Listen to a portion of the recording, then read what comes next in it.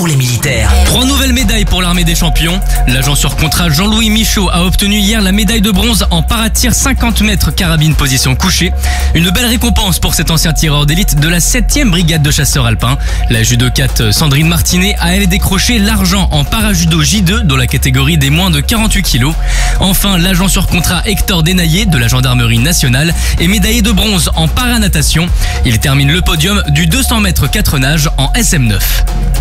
Exercice Furious Wolf dans les pays baltes. Les forces françaises en Estonie ont récemment pris part à cet exercice à l'est de l'Europe aux côtés de nos alliés estoniens, lituaniens et lettons. Cet entraînement conjoint visait tout particulièrement à développer les savoir-faire des spécialistes de l'appui aérien, à savoir les Joint Terminal Attack Controllers ou JTAC. Ces derniers jouent un rôle crucial pour les aéronefs dans le ciel en agissant comme les yeux et les oreilles des pilotes de chasse depuis le sol. Furious Wolf visait à entraîner les JTAC à guider les avions de chasse sur leur cible. Cette opération multinationale permet de protéger le flanc est de l'Alliance Atlantique en rappelant au monde que le flanc est de l'Europe se tient prêt à toute éventualité. L'armée de terre a pris livraison des premiers drones américains EB Vision. Un premier lot de 20 de ces appareils est récemment arrivé en France. Résultat d'un contrat de plus de 3 millions d'euros officialisé en mai dernier. Au moins un exemplaire de ces drones est désormais dans les mains de la 11e brigade parachutiste. Déployée en moins de 3 minutes, cette aile volante d'une envergure de 120 cm pour un poids de 1,6 kg est avant tout destinée aux unités de contact. Elle dispose d'une autonomie de 90 minutes pour une portée de 20 km.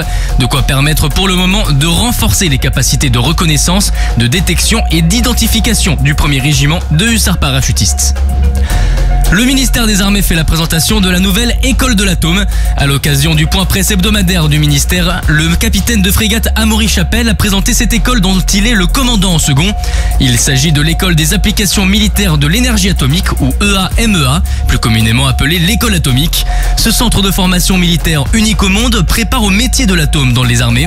Il vise à entretenir et développer les savoir-faire français pour apporter les compétences nécessaires sur le porte-avions Charles de Gaulle et nos sous-marins nucléaires. Ce cursus créé en 2023 double ses effectifs à l'occasion de cette rentrée scolaire, passant de 15 à 30 élèves. Une avancée pour répondre aux besoins d'officiers mariniers spécialistes dans ce domaine. La base aérienne 921 Frères Mahé réactivée à Taverny. Elle avait été dissoute en 2011 dans le cadre de la révision générale des politiques publiques qui avait résulté en la fermeture de 17 bases aériennes, dites BA. Devenue alors élément R, elle retrouve aujourd'hui son statut de base aérienne et accueille désormais l'état-major des forces aériennes stratégiques. Une cérémonie présidée par le général Jérôme Bélanger y a eu lieu mercredi. La BA 921 a à présent pour rôle de renforcer la cohérence des activités réalisées au sein de l'état-major. Elle permettra d'optimiser son fonctionnement et d'offrir une organisation plus lisible à ses interlocuteurs. Sur terre, sur mer, comme dans les airs. Skyrock PLM, en équipe avec Uneo, la mutuelle des forces armées.